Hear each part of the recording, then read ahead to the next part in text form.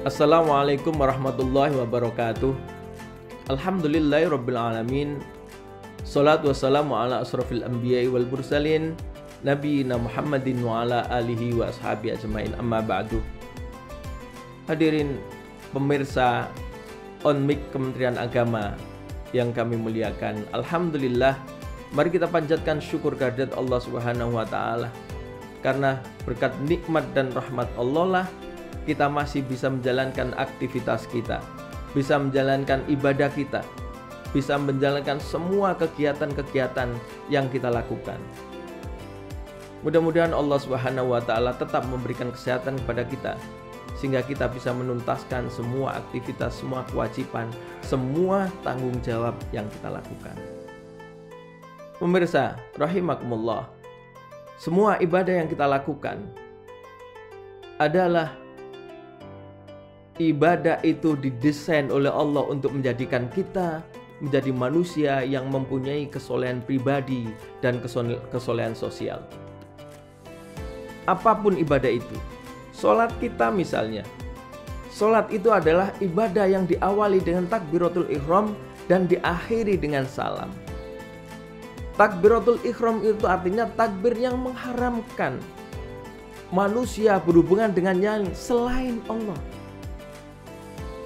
dan ditutup dengan salam, dengan diiringi menoleh ke kanan dan ke kiri. Itu artinya bahwa sholat kita itu tidak sah ketika sholat itu tidak berdampak kepada keselamatan dan kedamaian bagi orang yang ada di kanan kita dan di kiri kita. Ibadah haji misalnya, haji itu adalah disebut mabrur ketika pulang, bukan di Mekah. Mabrur itu artinya adalah dari bahasa Arab, artinya birrun. Artinya ketika pulang dia menjadi birrun, menjadi lebih baik dari sebelumnya. Atau dari baro'atun. Baro'atun itu ada terbebas dari hutang, terbebas dari janji. Jadi ketika dia melaksanakan haji, maka ketika pulang dia menjadi mabrur. Mabrur itu dia telah menepati janji yang dia lakukan ketika berjanji kepada Allah di Mekah. Itulah haji kita.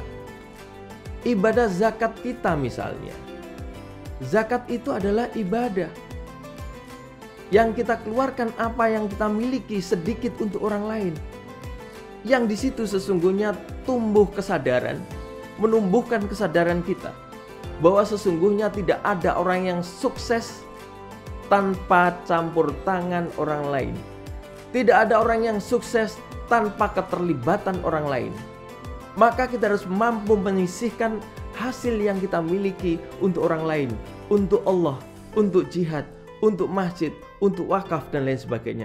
Itulah sesungguhnya ibadah itu. Artinya semua ibadah kita harus berdampak kepada kepentingan sosial, harus berdampak kepada kegiatan-kegiatan sosial, harus berdampak kepada efek-efek sosial. Itulah ibadah zakat kita. Ibadah puasa misalnya. Puasa ini memang ibadah yang sangat mempribadi, sangat mempersonal, personal, pribadi dan privat. Tetapi ibadah itu tetap sangat erat kaitannya dengan ibadah sosial. Ibadah kita, puasa kita itu mempribadi. Dan tidak ada orang yang tahu apakah kita puasa atau tidak. Hanya Allah yang tahu. Oleh karena itu pada endingnya, pada akhir puasa itu, kita ditunjuk oleh Allah, disebut oleh Allah la'allakul muttaqun, menjadi orang yang muttaqin. Cita-cita dari puasa itu adalah menjadi orang yang muttaqin. Muttaqin itu dalam tafsirnya Muhammad Asad, The Message of the Quran, menyebutkan dari muttaqin itu adalah orang yang tumbuh kesadaran dalam dirinya bahwa Tuhan itu maha hadir, bahwa Allah itu maha hudur, sehingga dimanapun dia berada, dia merasa bahwa Allah itu maha hadir. Oleh karena itu puasa ini harus berdampak kepada kepentingan sosial, berdampak pada pengaruh sosial. Maka patut kita renungkan apa yang disampaikan oleh Menteri Agama kita, pesan yang disampaikan oleh Bapak Khalil Yakut. Dia berpesan bahwa puasa Ramadan ini mari kita jadikan sebagai perekat kembali ukhuwah kita. Dengan menghilangkan residu kemanusiaan, keserakahan, kesombongan, kebencian, bahkan dampak-dampak negatif yang lain yang ada pada diri kita harus kita bersihkan ketika kita menjalankan ibadah puasa.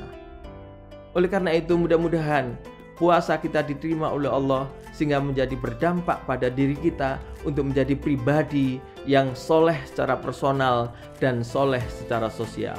Aku qouli hadza, assalamualaikum warahmatullahi wabarakatuh.